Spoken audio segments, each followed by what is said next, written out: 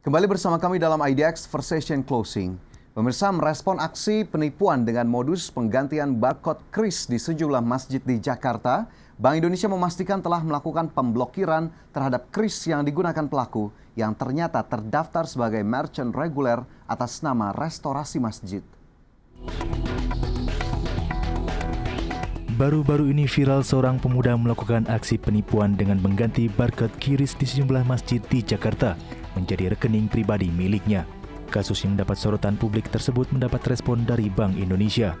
Dalam keterangan resmi, Bank Indonesia mengungkapkan bahwa pelaku penyalahgunaan QRIS di sejumlah masjid di Jakarta itu terdaftar sebagai merchant reguler. Direktur Departemen Kebijakan Sistem Pembayaran Bank Indonesia Fitria Irmi Triwasti mengatakan bahwa QRIS yang terdaftar sebagai merchant reguler tersebut digunakan oleh pelaku untuk menggantikan QRIS milik masjid untuk menerima donasi dari jamaah. Atas penyalahgunaan itu, Bank Indonesia memastikan sudah melakukan pemblokiran atau blacklist atas QRIS pelaku yang terdaftar dengan nama restorasi masjid. Lebih lanjut, Direktur Eksekutif Kepala Departemen Komunikasi Bank Indonesia Erwin Haryono menyatakan, di balik kemudahan QRIS ada pihak yang tidak bertanggung jawab dan meraup keuntungan dengan cara yang tidak baik. Untuk mengatasi itu, kedepannya Bank Indonesia akan melakukan perbaikan-perbaikan untuk memastikan penggunaan QRIS bisa berjalan dengan baik. Dari Jakarta, Tim Liputan IDX Channel. Ya, pemirsa, Bank Indonesia memastikan sudah melakukan blacklist atau pemblokiran terkait dengan penyalahgunaan QRIS yang belum lama ini terjadi. Bank Indonesia sendiri mengungkapkan di balik kemudahan QRIS ada pihak yang tidak bertanggung jawab dan meraup keuntungan dengan cara yang tidak baik. Bank Indonesia pun kedepannya berkomitmen akan melakukan perbaikan-perbaikan untuk memastikan penggunaan QRIS bisa berjalan dengan baik, termasuk di sisi pengawasan, sistem, blacklist atau pemblokiran, kerjasama dengan industri, komunitas, dan juga kepolisian. Masyarakat pun diharapkan tetap berperan sehingga percepatan digitalisasi tidak terhambat.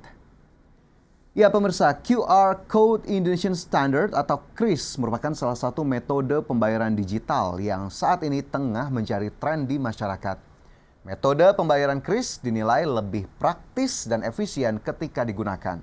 Apalagi saat ini sudah lebih banyak layanan jasa keuangan yang memanfaatkan metode ini, di mana Bank Indonesia telah meluncurkan standar Quick Response Code untuk pembayaran melalui aplikasi uang elektronik server-based, dompet elektronik, atau mobile banking. QRIS memungkinkan semua orang yang memiliki alat pembayaran baik e-wallet sampai mobile banking bisa melakukan transaksi. Dan QRIS sendiri pemirsa dikembangkan oleh industri sistem pembayaran bersama dengan Bank Indonesia agar proses transaksi dengan QR Code dapat lebih mudah, cepat, dan terjaga keamanannya. Semua penyelenggara QR Code pun wajib mendapat persetujuan dari Bank Indonesia untuk menerapkan layanan berbasis QR dan mengacu pada ketentuan mengenai QRIS yang berlaku. Adapun salah satu syarat utama antara lain keandalan sistem dan aplikasi, kemampuan mengidentifikasi dan memitigasi resiko, kemampuan melindungi nasabah seperti dispute resolution yang mudah, dan juga kemampuan memonitor transaksi di merchant dan nasabah yang mumpuni, serta proses registrasi atau KYC nasabah dan merchant yang benar. Sementara itu sejumlah hal pastinya perlu dilakukan oleh konsumen untuk memastikan ketepatan dan juga keamanan dalam bertransaksi melalui QRIS. Dan bagaimana tips-tips mengenai cara bertransaksi yang aman dan juga tepat melalui QRIS, berikut informasi selengkapnya. QR Code Indonesia Standard atau QRIS merupakan salah satu metode pembayaran digital yang saat ini tengah menjadi tren di masyarakat. Metode pembayaran QRIS dinilai lebih praktis dan lebih efisien ketika digunakan. Namun kini pengguna QRIS dibayangi oleh aksi kejahatan oleh pihak-pihak yang tidak bertanggung jawab, seperti kasus penyalahgunaan QRIS atau yang marak dikenal sebagai QRIS palsu. Oleh karena itu penting bagi konsumen untuk memahami semua aspek dalam penggunaan QRIS. Beberapa cara dapat dilakukan oleh konsumen untuk memastikan ketepatan dan kesesuaian transaksi melalui QRIS. Di antaranya, saat memindai QRIS, konsumen harus menggunakan aplikasi penyedia jasa sistem pembayaran yang resmi, seperti aplikasi mobile banking. Di mana menurut Bank Indonesia, aplikasi penyedia jasa sistem pembayaran memiliki fitur keamanan untuk membantu mendeteksi dan mencegah fraud transaksi ke merchant palsu. Selanjutnya, setelah memindai QRIS, konsumen harus memeriksa bahwa nama merchant yang ditampilkan pada aplikasi pembayaran cocok dengan nama merchant yang ditampilkan di atas label QRIS. Selanjutnya, setelah transaksi berhasil, cek notifikasi, karena setiap konsumen akan menerima notifikasi atas transaksi yang dilakukan. Dan yang terakhir, jika konsumen mencurigai adanya penipuan atau permasalahan dalam melakukan transaksi, segera hubungi nomor resmi dari aplikasi penyedia jasa sistem pembayaran yang digunakan. Transaksi melalui kris diyakini memberikan sejumlah manfaat bagi pengguna atau konsumen. Di antaranya, transaksi pembayaran lebih cepat, konsumen tidak perlu repot membawa uang tunai. Selain itu, transaksi dipastikan terlindungi karena semua penyelenggara kris sudah pasti memiliki izin dan diawasi oleh Bank Indonesia. Dari Jakarta, Tim Liputan IDXino. Ya, masih berbicara soal kris pemirsa, di mana kasus penipuan yang dikenal dengan kasus kris palsu belum lama ini berpotensi menurunkan kepercayaan masyarakat pada sistem pembayaran kris. Untuk mengantisipasi hal itu, Bank Indonesia pun berencana untuk meningkatkan edukasi penggunaan kris kepada masyarakat. Direktur Eksekutif Departemen Komunikasi Bank Indonesia, Erwin Haryono, mengatakan ada indikasi kepercayaan masyarakat menurun terhadap penggunaan kris. Hal itu pun berpotensi menghambat digitalisasi keuangan di dalam negeri. Dan jika benar terjadi menurunnya krisis kepercayaan, maka krisis ini dapat meniadakan manfaat yang besar bagi masyarakat. Dan selain edukasi, pemirsa, Bank Indonesia juga menyatakan akan memperketat proses penerbitan kris kepada merchant dan juga pengawasan dari setiap transaksi. Ya, seiring masifnya penggunaan kris di tengah masyarakat, Bank Indonesia mengimbau masyarakat agar lebih berhati-hati sebelum melakukan transaksi melalui kris. Masyarakat harus lebih jeli saat akan melakukan pembayaran kris dengan memperhatikan nama merchant dan juga kesesuaian jenis transaksi yang akan dilakukan. Sedangkan dari sisi merchant sendiri, antisipasi hal-hal yang menjurus ke fraud bisa dilakukan dengan memastikan keamanan kris yang ditempelkan di merchant.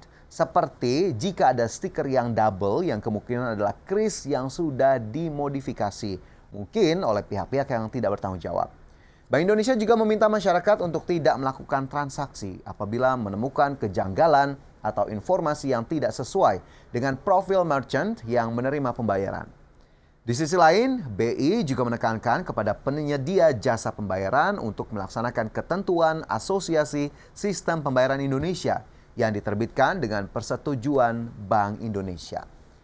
Sementara itu, pemirsa, penggunaan kris yang kian masif dapat terlihat dari tingginya jumlah pengguna dan total transaksi menggunakan kris di Indonesia. Dan data-data lebih lengkap telah kami rangkum dalam informasi berikut ini. Bank Indonesia mencatat jumlah unit usaha atau merchant pengguna Quick Response Code Indonesia Standar atau QRIS telah mencapai 24,9 juta pengguna hingga Februari 2023.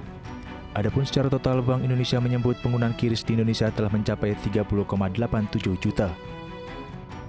Dengan besarnya jumlah merchant dan pengguna QRIS di Indonesia, nominal transaksi QRIS hingga Februari 2023 tercatat mencapai 12,8 triliun rupiah dengan volume transaksi sebesar 121,8 juta.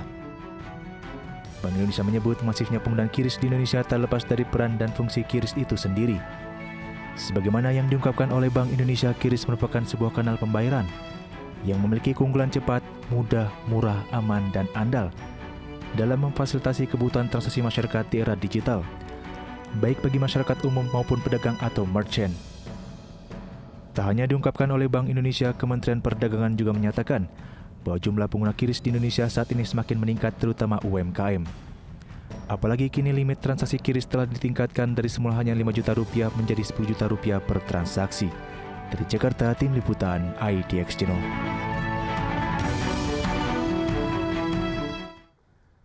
Ya, berdasarkan data Bank Indonesia, nilai transaksi QRIS sampai Februari 2023 senilai 12,28 triliun rupiah dengan volume transaksi mencapai 121,8 juta kali.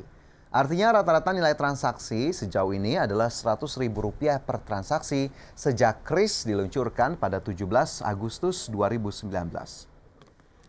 Ya, pemirsa, berbicara soal QRIS tentunya tak lepas dari tujuan awal QRIS diluncurkan, yaitu untuk membantu UMKM di Indonesia. Namun saat ini pengguna QRIS meluas, ternyata tak hanya UMKM. Bank Indonesia bahkan menyebut kehadiran QRIS dapat membantu usaha mikro, kecil, dan menengah atau UMKM untuk naik kelas melalui sejumlah manfaat yang akan dirasakan. Di antaranya, yang pertama, pemirsa, UMKM tidak perlu repot menyiapkan uang kembalian saat bertransaksi. Dengan menggunakan kris, drama-drama seperti ini tidak akan terjadi lagi. Kris juga akan membuat semua uang yang UMKM terima tersimpan dengan aman dalam dompet digital yang digunakan. Sehingga pelaku UMKM tidak perlu repot lagi menerima dan mengembalikan uang tunai selama berjualan. Selanjutnya, transaksi jual beli juga dinilai menjadi lebih praktis. Hanya perlu satu QR code di satu toko milik UMKM untuk menerima seluruh pembayaran dari mobile banking berbagai bank hingga aplikasi pembayaran e-wallet. Kehadiran kris membuat transaksi jual beli makin mudah serta praktis, yakni cukup 2 langkah pemirsa, scan dan bayar. Adapun kris juga akan memudahkan proses settlement dari para pelaku usaha, di mana seluruh transaksi penjualan bisa dipantau secara real time. Para pedagang tidak perlu mencatat aktivitas penjualan secara manual karena semua transaksi melalui kris bisa terekam secara otomatis.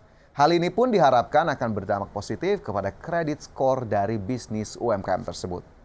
Selanjutnya, melalui kris, pemirsa, aktivitas perbankan juga lebih mudah dipantau.